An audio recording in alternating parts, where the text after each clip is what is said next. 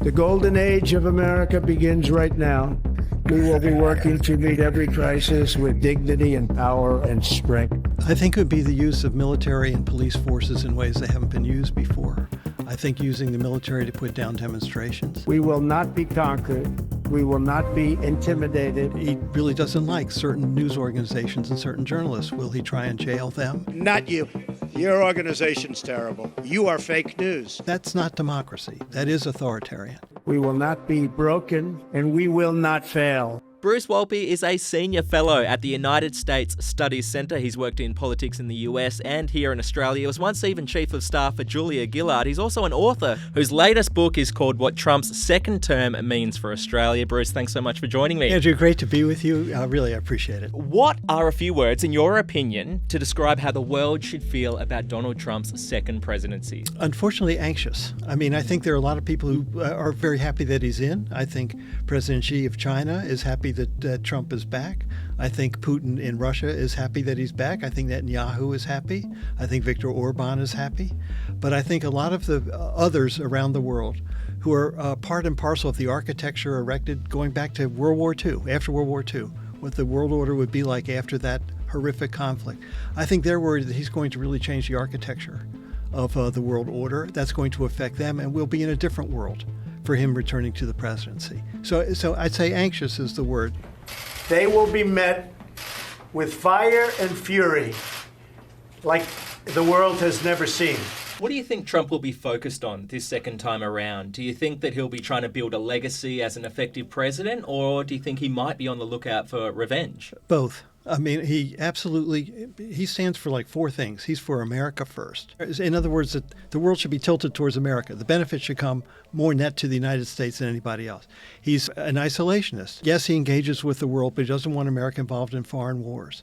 He's a nativist. He wants to close borders and control immigration. And he wants to bring the economy, make things made in America and so forth. So those are the things that he stands for. He wants that to be his legacy. But at the same time, he hates a lot of people that caused him grief over the past 10 years. And yes, I believe he wants a degree of retribution. Your liberty will be our ultimate reward, and the unprecedented success of the United States of America will be my ultimate and absolute revenge. That's what I want. Success will be our revenge. Who do you think will be on his hit list if he's out for revenge? Well, he's for those who caused all the investigations. He doesn't like big media that's against him. He doesn't like big tech that's against him. Members of Congress that went after him. She's an evil, sick, crazy bitch. Oh, no. It starts with a B, but I won't say it. Just people who can affect his exercise of power.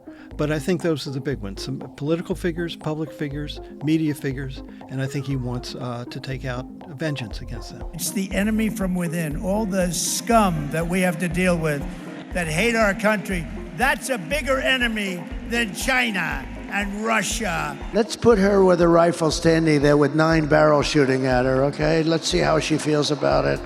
You know, when the guns are trained on her face. She was so filthy dirty, disgusting. What a loser she is. Finally, I made an enemies list. I mean, obviously, there's no guarantee I'll be arrested, but it's an honor just to be nominated, you know? Actually, I'm disappointed. I think Oprah's become a major divider in our country.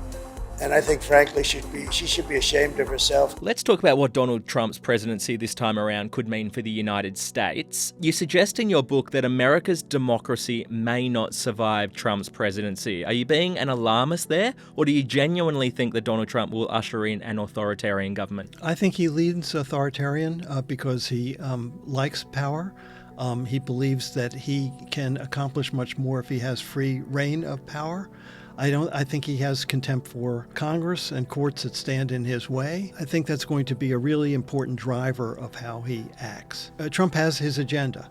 He wants to make sure that it's implemented. What exactly would that look like if Trump were to, try and instill a more authoritarian government? Can you just describe that for us? I think it would be the use of military and police forces in ways that haven't been used before. I think using the military to put down demonstrations. I think it would be, he really doesn't like certain news organizations and certain journalists. Will he try and jail them? Will he try and close down those outlets? Will he direct the regulatory agencies to go after companies that he opposes? And so does he use the power of government to drive competitors out of business? So when you see that, that's not democracy. That is authoritarian. So if we see a critical mass of that, then we can say America is moving away from the norms, from what we understand democracy to be. Could you envision a world where Donald Trump tries to hold on to power beyond the next 4 years? Because he's only allowed to have this term. He's not allowed to go beyond this term, from what I understand. Do you think he'll try and hold on to power for years after that? I don't think so. I think he's kind of indicated that himself. I think him is going through 2 near-life extinction episodes last year is one, and also he's 78 years old. In 4 years, he'll be 82 years old. I think even he is reaching limits as far as age, body, mind. So no, and these first 2 years are crucial. He's at the zenith of his power. He has the White House, the House, and the Senate. The courts are filled with Trump appointees. The Supreme Court leans in his direction. He knows what his agenda is. He wants to get it done as quickly as possible. So it's what he does in the next 2 years which is going to be the most important thing. And politically, the most important thing is, how do the American people feel? Right now, the feeling is, wow, he won a really decisive victory, and we're going to get the full Trump. How are they going to feel this time next year, next January? Did he deliver? Am I happier? Am I more secure? Is the world more peaceful? We have Ukraine. We got Gaza. God knows what else is coming. We're going to have trade wars. We're going to have deportation of people with immigration. So all of that, let's say it happens, are we better off than we were this time this year? We have an alliance with the US. We've got to deal with him. But that doesn't mean that you're uncritical about it. He scares the shit out of me. Let's talk about what Trump's presidency means for Australia. How could it affect us? 3 levels. You have a bilateral relationship, and I would have to say, given the first term, that Australia had the most untroubled relationship with Trump and the United States than any other country. That includes Israel, it includes anyone in Europe, it includes Canada and Mexico. And it's a tribute to the diplomats, Arthur Sinodinos, Joe Hockey, to the prime ministers, Malcolm Turnbull, Scott Morrison, who really did a terrific job in the turmoil that Trump caused, cutting through, establishing the relationship. There were moments of tension, Turnbull, the phone call, what are we going to do with these immigrants, that sort of thing. But it worked. So going into the Trump presidency, that relationship is sound. But there are a couple of issues that are going to test it. Trump wants to impose tariffs on everything coming into the United States. Australia has a free trade agreement with the United States. Free trade agreement means we don't have tariffs. And Trump hates countries that have a trade surplus with the United States. China has a huge trade surplus with the United States. We should give the Order of Lenin to the people who negotiated the free trade deal. Australia has a trade deficit with the United States. It works in the U.S. favor. So we have a free trade agreement, and Australia is in trade deficit. The U.S. has a surplus with Australian trade. Is Trump going to impose tariffs on Australia? So that is going to be the first test. And then if he does try to, can the Prime Minister get us out of that? So that's a big deal.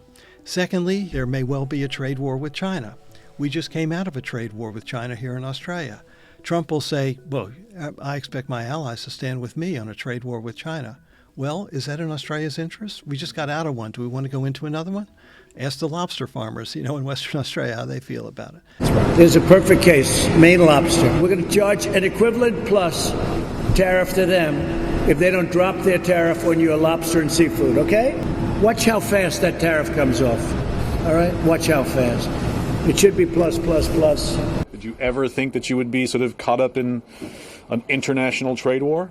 No, never did. But I guess that's up to the president. And AUKUS, really important. I think he's going to look at it. First of all, Joe Biden kind of did it, and he doesn't like Joe Biden things that Joe Biden did. But I think he's going to look at it as a business deal. Where are the contracts? Where's the money flow? Who benefits the most? Do I need to rejig it a little bit to make it even more favorable to the United States? Australia's buying the submarines, but the nuclear technology is coming here. Well, are we getting enough out of that? So I think he's going to look at it, but I think that should be okay. So those are the immediate issues. Then you have regional issues. What does he want the Indo-Pacific to be? What's he going to do when you have South Korea in turmoil? You have bases in Japan that Trump wants more money out of Japan to do that. In South Korea, I think he wants to pull troops out of there. He's not a big fan of all the regional architecture that we have here. And so does he want to participate in it vigorously? So what does that do vis-a-vis China, vis-a-vis what is in Australia's interest in the Indo-Pacific? And then global. Again, what's he going to do on Ukraine? What's he going to do on Gaza? What's he going to do on NATO? what's it going to do with the World Health Organization, the International Criminal Court, what's the Iran nuclear deal that he killed? Is there some virtue in bringing it back? The Paris Agreement on climate. All those things will be touched by Trump, and they will change, and that means the world's going to look different. The U.S. will take over the Gaza Strip, and we will do a job with it, too. What I would say is that Australia's position is the same as it was this morning, as it was last year, and it was 10 years ago, and it was under the Howard government. The Australian government support and a bipartisan basis, a two-state solution in the Middle East. Do you think that if the US government does kind of drift towards a more authoritarian government under Trump in the next 4 years, that Australia should perhaps reconsider our relationship with the US? We're pretty tight, we're allies, we're getting the submarines from them, we've fought alongside them in war, we share intelligence with them. Should we be questioning if we're such good mates? I think it depends on whether Trump goes full authoritarian and American democracy doesn't exist. It's going to take a period of time for whatever actions he takes to unfold and for their effects to be appreciable and for us to understand it. I call it an existential question. Why are we aligned with the United States? We have the same values. We believe in democracy, we believe in liberty, we believe in freedom of the press, freedom of the assembly. We believe in government being accountable to the people. If that isn't the case anymore, those are values, and as we feel at home with those values. If the United States is no longer the United States because its democracy has ceased to exist, that's a problem. I think we have to have it in our minds here in Australia, just given Trump's track record and what he in fact has said he wants to do with the presidency and the country. We just have to keep it in mind. I hope, God forbid, we don't get there. If Trump does things that are really antithetical to Australian interests, if Trump raises tariffs on Australian products this year, that's going to really darken the mood about Australians, how they feel the United States. And that's just a commercial issue. That's not a democratic issue. Yeah, we'll be pissed. The first time Donald Trump was president, Malcolm Turnbull and Scott Morrison were the Australian prime ministers. This time around, it is Anthony Albanese until at least the next federal election. How do you think he'll get on with Albo? I think the Albanese relationship with Trump can be difficult. I don't think Trump will particularly care for the prime minister because of his background, his beliefs.